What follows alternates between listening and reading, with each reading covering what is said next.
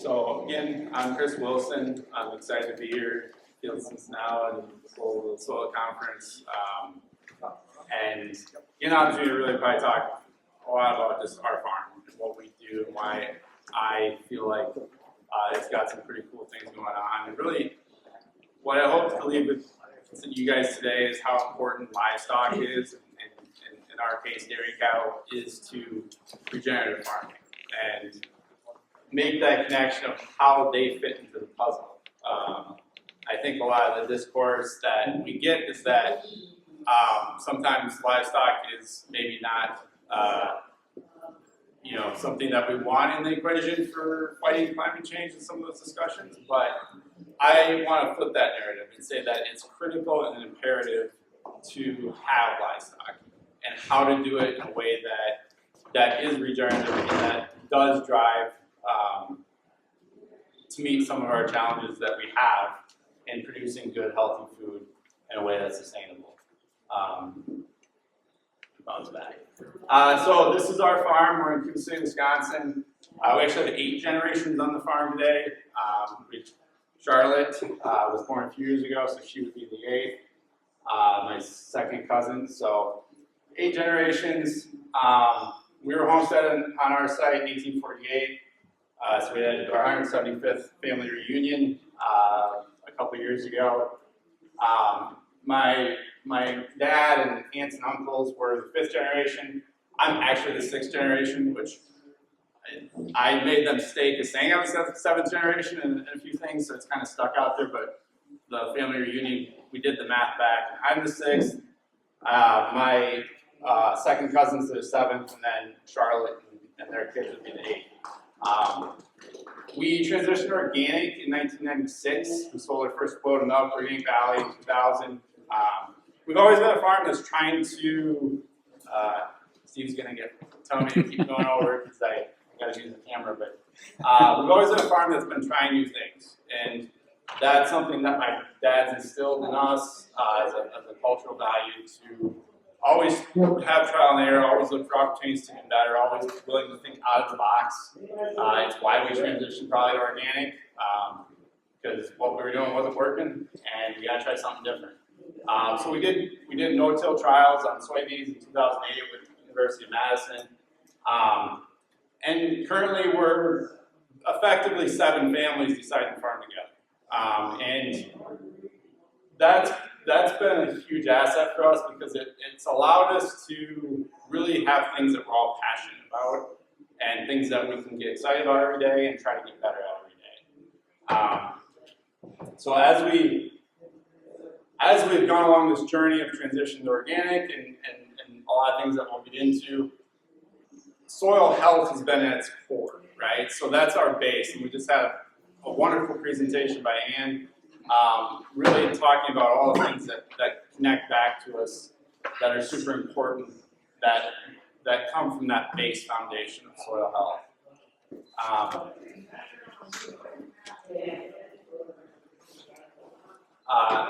The other aspect, just to try to bring things back to like something that's maybe like an underlying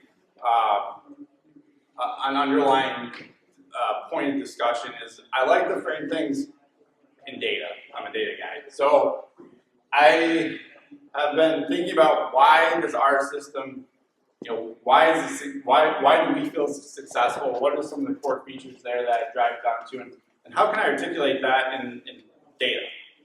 So I've been playing around with this idea of energy return on investment. Howard Odom and Charles Hall were they originated the kind of the thesis around like calculating how much energy input, generally fossil fuels or hydrocarbons, versus how much is output in the system. So that's the core idea of it. I'll be referencing a little bit. Try not to bog you guys down too much in the hard numbers, but that's the concept. How much are we putting in versus harvesting that free energy from the sun? How much fossil energy are we driving in versus food energy we're putting out versus things that we're putting in the soil? So I'll walk through our system a little bit. I drink a lot of coffee and I get nervous, so I talk fast. If anybody's got questions, just throw their hand up. If I'm running past things and you'd like to think about a little bit more, stop me, right? I'd much rather have this be interactive than just talking at you real fast. So I'm going to walk through our system and really starting, I think, with some of the areas that probably, from an ecological standpoint and soil health standpoint, are flourishing systems, right? So we adaptive graze, and what that means is that we have cows in a spot today, and we'll move them to a different spot tomorrow. And that mimics sort of like the buffalo or different animals that came across the prairies and evolved with the prairies over time. It takes advantage of our soil profiles in southwest Wisconsin that we have a lot of rain, we have a lot of early spring growth. We can get out there quicker harvesting forages. And this is a picture from late April. And on the left was where we grazed the prior day, on the right's where we're going to graze today, theoretically, right?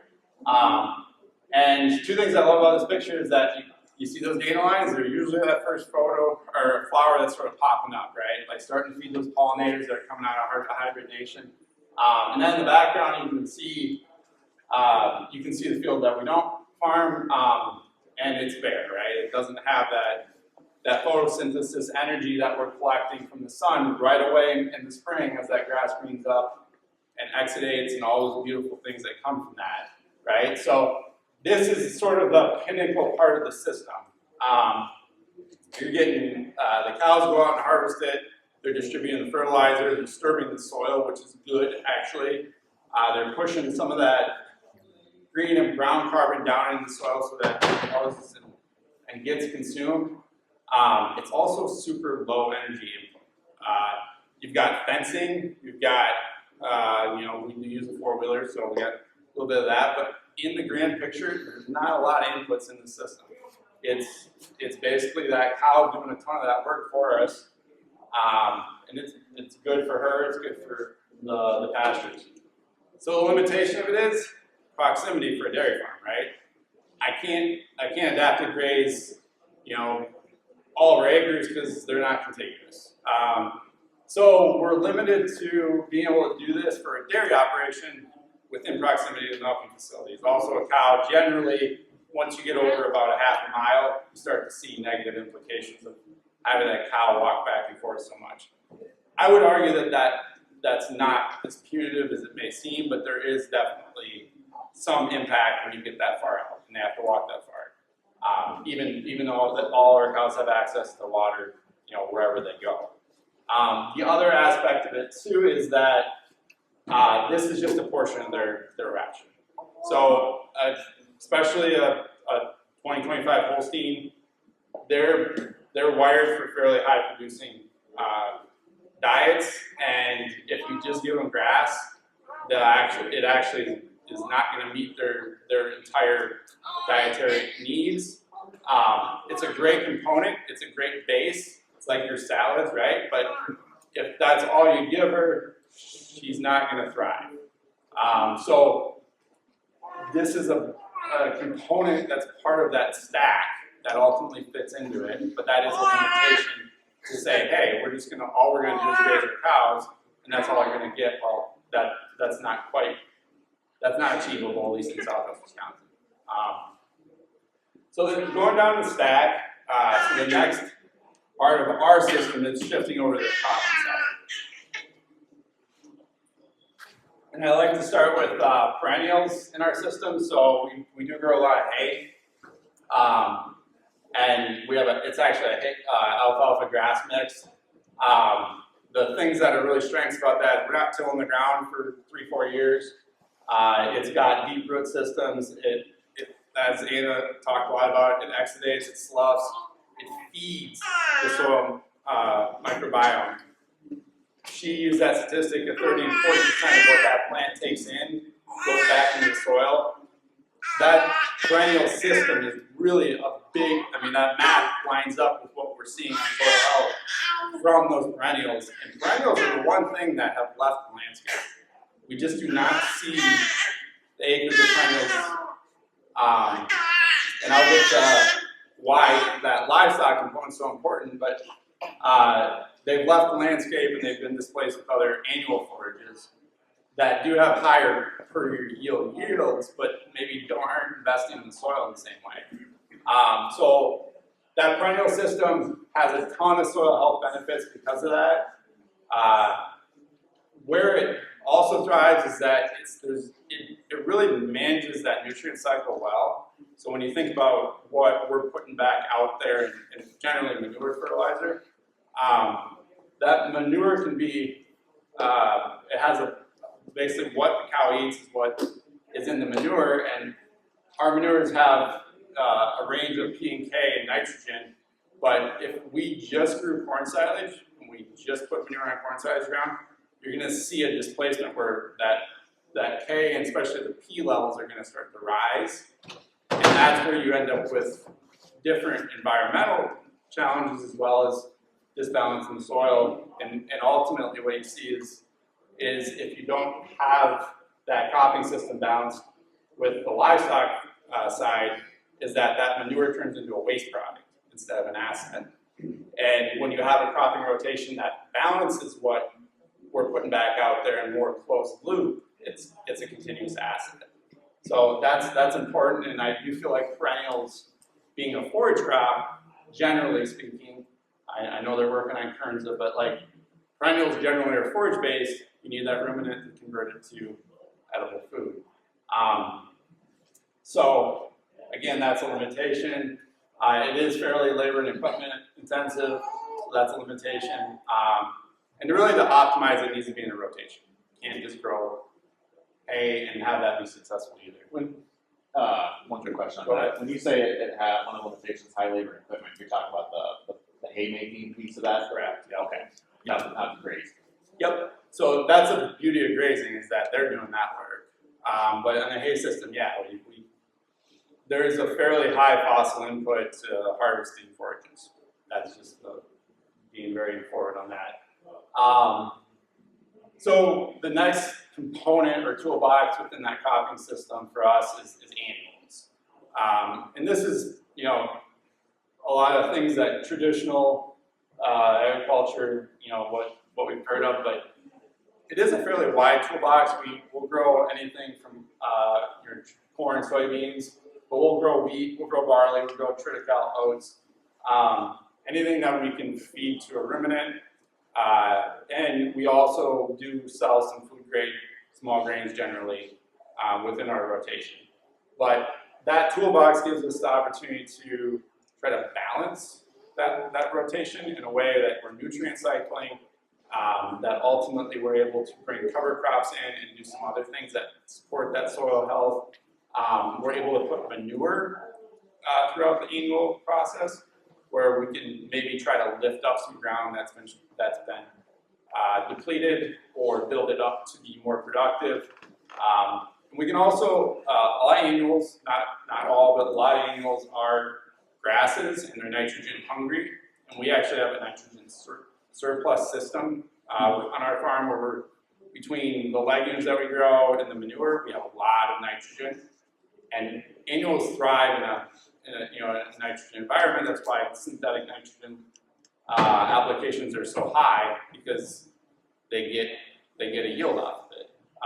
Is that also making a weed challenge though? Yep. So annuals. So the negatives to annuals is you're feeding weeds. The diversity does help. So if you're kind of rotating from one thing to the next, some weeds are a problem here, but like small grains have certain weeds that are pressured that aren't necessarily a problem for soybeans or corn, or vice versa. So the diversity helps, but yes, annuals, you gotta cultivate, you gotta till the soil. You don't have to, but we choose to in our organic system, in a lot of cases, to optimize yields and not use herbicides and pesticides and different synthetic tools that way. Yeah, and then are you using a drag system for your manure? We do when we can. I would say it's about 50-50 for us. And when we can, we try to do that, and we try to actually do it, now that's a good segue into our cover cropping. We try to do it like with a cover crop, ideally even a living growing one, because that just helps hold all those nutrients. And the more nutrients we can keep there, the better for everybody. It's better for us, it's better for the community, it's better for the water systems and so forth. And that's sort of where this cover crop annual combination can really thrive or be stimulative to that soil health, is that we can start to really place that manure in places that are regenerative and get cover crops and continuous living roots in the soil.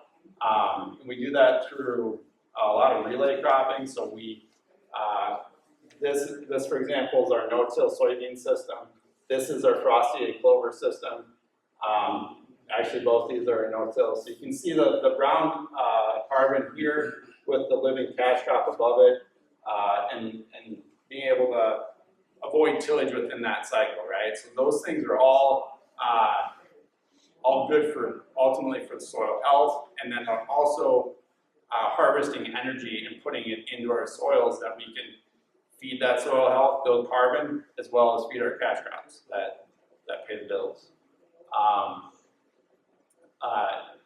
The main limitation is probably just cover crops on their own don't generate income. They require the rest of that system to really thrive.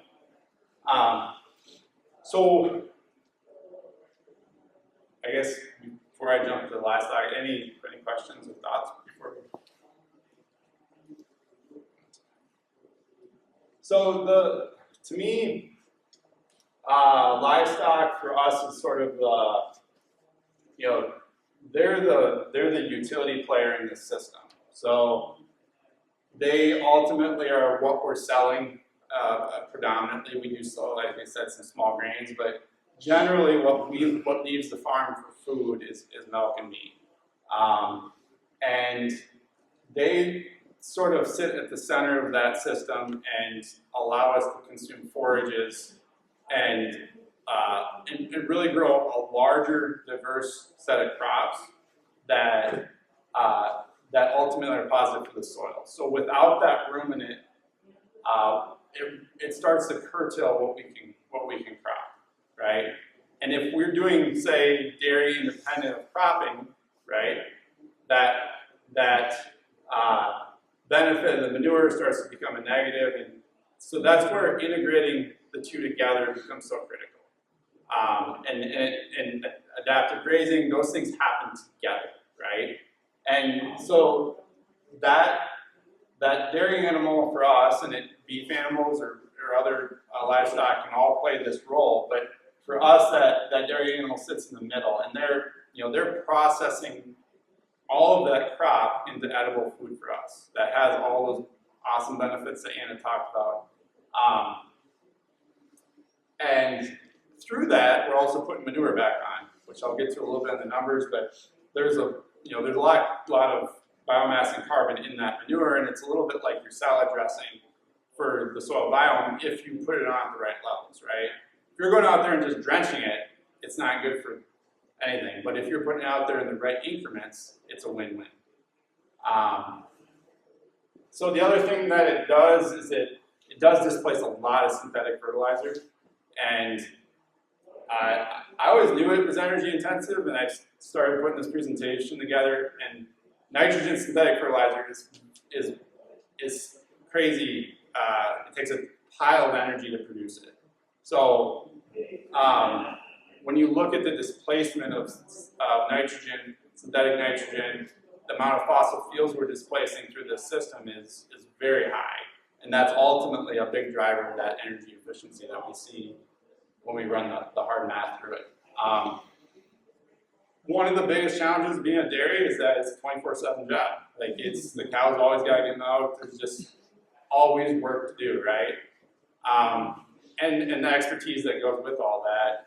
I overheard a conversation in the area that Iowa State only graduated 9 dairy science students last year.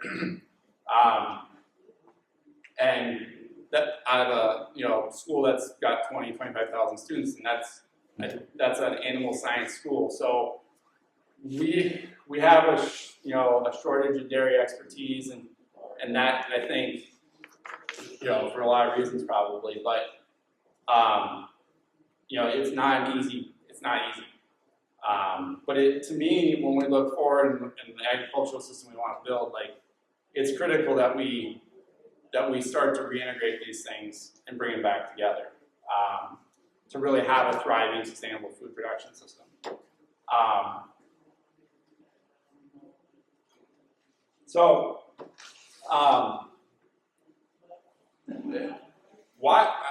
Ultimately, why do we get more soil carbon buildup? Why are we seeing soil organic matter build in our soils and not in our conventional corn and soybean rotations, right? There's a ton of reasons for it. Yeah, I think living roots and exudates and all those things, but some of it's just pure math. The amount of residue that we leave behind in our system is numerically just so much larger and so much more diversified. So synthetic nitrogen has no carbon in it, right? Like, it's just nitrogen for that soil. All of our other carbon sources that we ultimately feed the crop, they have a carbon source, right? So they're based on a carbon source that has nitrogen tied to it. You know, manure has carbon in it. Alfalfa, that's a crop that we grow and then it tills back in before corn. Clover covered crops. Corn stover, a lot of farms have that. The biggest challenge with corn stover is it's highly lignant. So it's also like if your diet was made out of like cardboard, right? Like, it's pretty basic, it's really lignant. When you start to mix lots of things with it, it has its place, right? There's certain organisms that should be in the soil supporting that, but it shouldn't be predominantly just that. But then you've got, you know, our rye brown carbon that comes from that when you roll it in, and then just in general a lot of root systems that play out with that. Can you break down the distinction between green and brown carbon? Yeah, that's a good question. So green carbon and brown carbon are kind of how they sound. Green carbon is usually a living plant that you're working into the soil. Brown carbon is something that you know, died or potentially sloughed off from a root system. They have different decomposers. So the diversity and the mix of the two are what really help. I mean, you want a good balance of the two and you want diversity, because then you end up with different decomposers and you end up with different organisms in the soil that are able to resist certain pathogens or different pest cycles and just overall have that diversity in the soil. Fungi thrive in a brown carbon environment. Bacteria thrive in a nitrogen-rich green cover carbon environment. So combination of the two are really critical to ultimately have a healthy soil biome. And manure kind of plays in that. Like I said, I like to use the salad dressing metaphor, but like just stimulating different soil environments, activating them. You know, it's a little bit like putting a biological on your compost pile. It's gonna get the bacteria and bugs activated and get them going. Kind of that shot of light that comes from that high nitrogen nitrogen to carbon ratio, which would be, I guess, low carbon to nitrogen ratio. I won't go into all the details on this one. I think the two things that I point out pretty to kind of highlight within this overall cycling is that synthetic nitrogen uses, on an acre of corn, uses equivalent about 30 to 35 gallons of diesel fuel just to produce the nitrogen for that corn crop. In our system, we're effectively growing that. So we're displacing that energy use that comes from synthetic nitrogen. And when you do the energy calculation on the whole thing, that's the biggest hammer. That's where we're effectively using the sun to produce the nitrogen that we need to feed our crops and feed our livestock. We're not harvesting it from fossil fuels.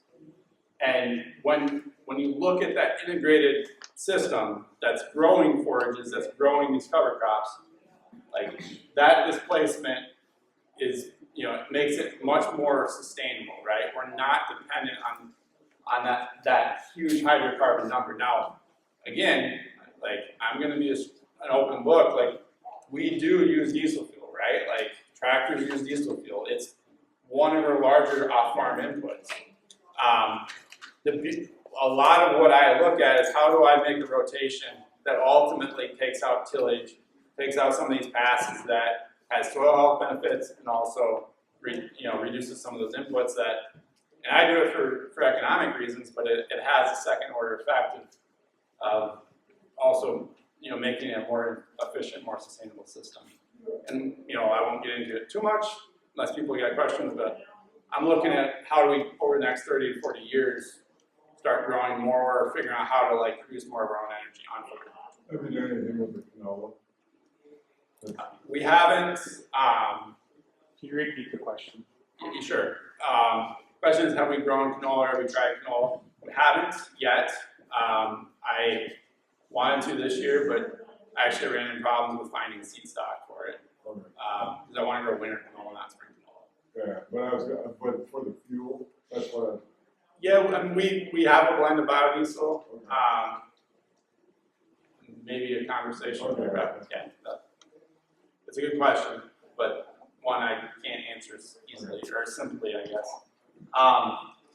So coming back to sort of that soil health I mean, the easiest metric is really pointing to soil organic matter. I think there's a lot of things that soil health could be measured by, but this gets measured. We've been measuring it for 30 plus years on our farm.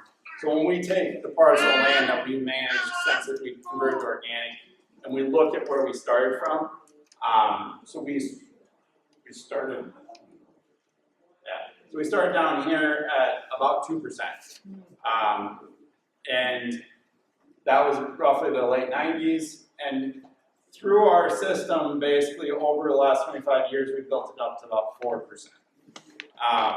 So we've doubled that soil organic matter. I see this across whether we started farming the farm a decade ago or 15 years ago or 5 years ago. It's generally like that 1 point a decade, maybe a little bit less, 0.8%. It's been pretty consistent across it. And it does have an S-curve. So like land that is maybe already up to 4.5%, 5% that we're cropping, it's plateauing about that. And I'm always looking for ways to kind of push through that. But on our farm anyway, we are, that's kind of the curve that we're seeing. If we look at where we came from, so before we went in with plows and everything else and tilled it all up, generally the soil was 5 to 8%. Native prairies are 5 to 8%. Most land today is 2 to 3%. So you randomly drive across the countryside, go out in a crop ground and sample it, probably going to be 2 to 3%. There's obviously a distribution above and below that, but that's a lot of what you see. That's corn soybean rotations. Without cover cropping, manure, all those other things that come with it. Chris, is that on fields that are also grazed? Do you have them separated, or is it? So this is crop ground. So this just strictly crop ground. Yep. So this is crop ground. Our adaptive grazing soils are all 5 to 6%. Yeah. I mean, and we do sample every field gets sampled at least every 4 years, and some a little bit more frequently. This is about the 200 acres of crop ground that sits right around our farm that we've had in management for that whole time. So it kind of filters down to that and gives I think a narrower or set of practices that we've been practicing on that land for long enough. So it gives me enough of a metric to say, okay, is this system working or not, right? Because if it wasn't working, like we'd be out here yet, right? Like we'd be stagnating sideways. But we've seen that, and along with all the other things that we see of just more productivity, and you go out and you can tell, you can visually see it. And I think you talk to any number of farmers that have been doing these practices, they'll tell you the same thing. That you can see the change over time. So what does that mean, right? So 2% is 12 tons of carbon sequestered over 25 years per acre. We can hold 50,000 gallons more water per acre. So it helps with infiltration and collection, and it also it makes it more resilient if we end up with longer dry periods. Which, this year we've had power rain. The last few years we were getting these rains where we get an inch and then nothing for 2 weeks, right? That soil is holding that inch, feeding it out over 2 weeks, so that when we get the next rain, that crop hasn't gone backwards, right? Makes it more resilient.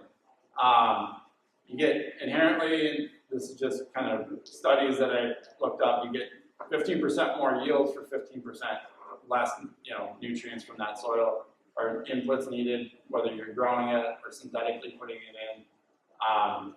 And there's a flywheel effect to all this. Like, that's the fun part about this system, is that, it can be hard starting from a degraded base, but once you kind of get it going, you start to see these benefits, and you get the yields, you get the, better, healthier plants that fight diseases, that the weed control gets easier. All those things are a positive flywheel.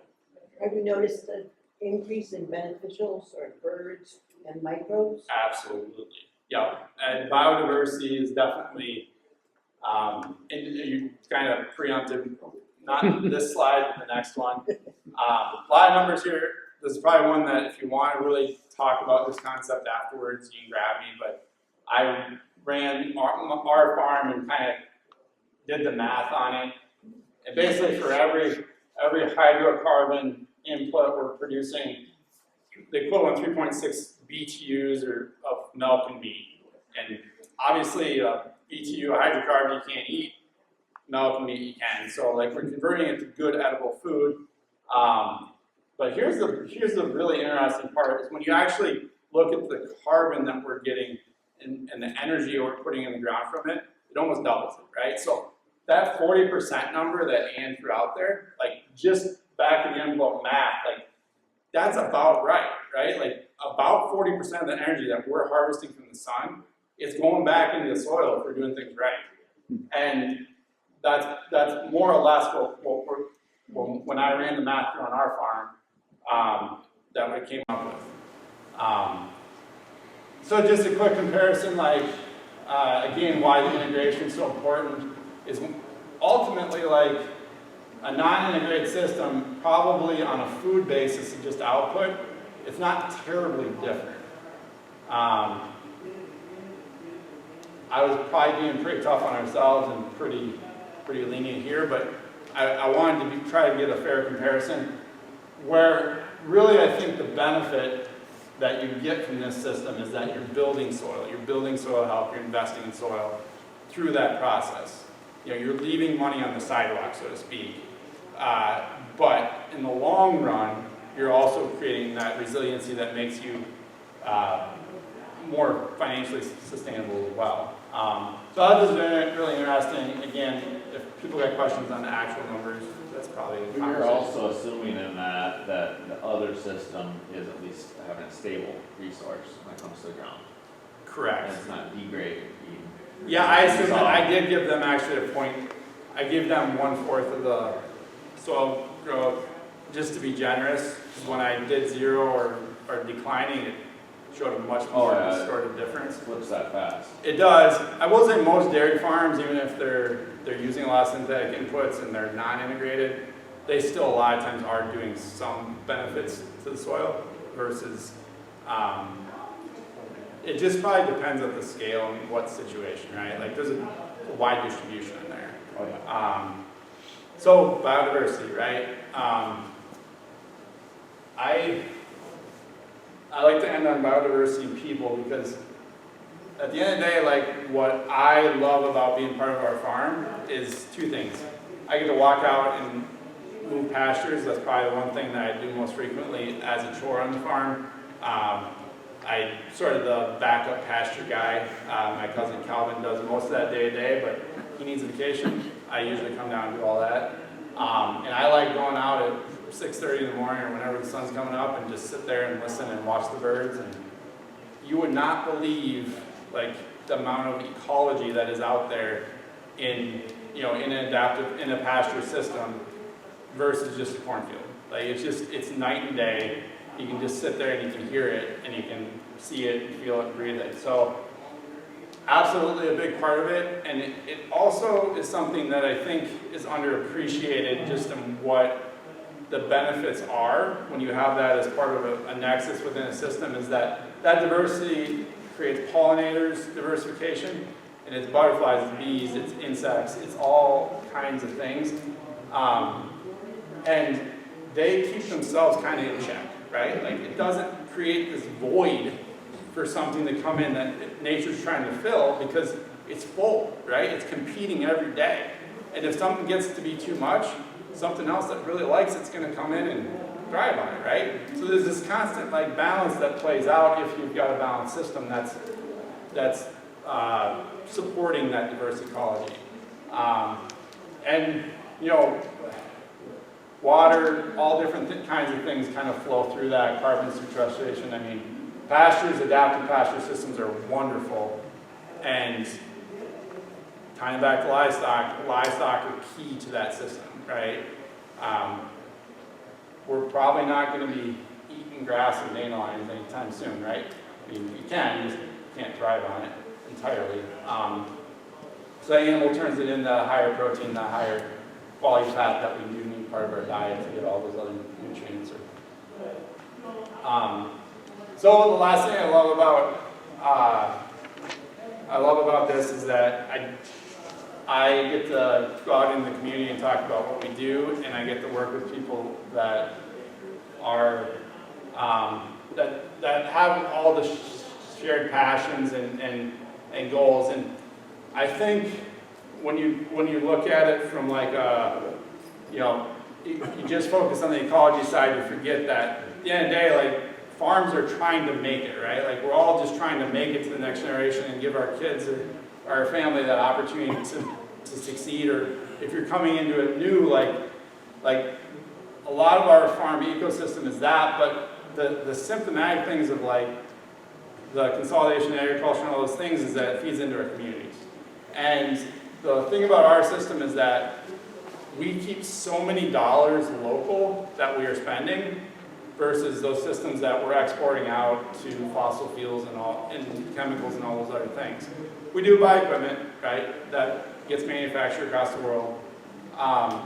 But as a percentage, a lot of our dollars are staying here. It's more labor intensive. You know, we have a team of people that are very good at what they do, and they make a living that can sustain themselves and their families, and give them a place there that if we were using more synthetic tools and those things, you just wouldn't have as much of that, right? So ultimately, like, this is a big part of sustainability to me. Biodiversity, people, family, community. So that's kind of I wanted to leave a little bit of time for discussion and reflection and questions. If we get into more nuanced things too, if you got them.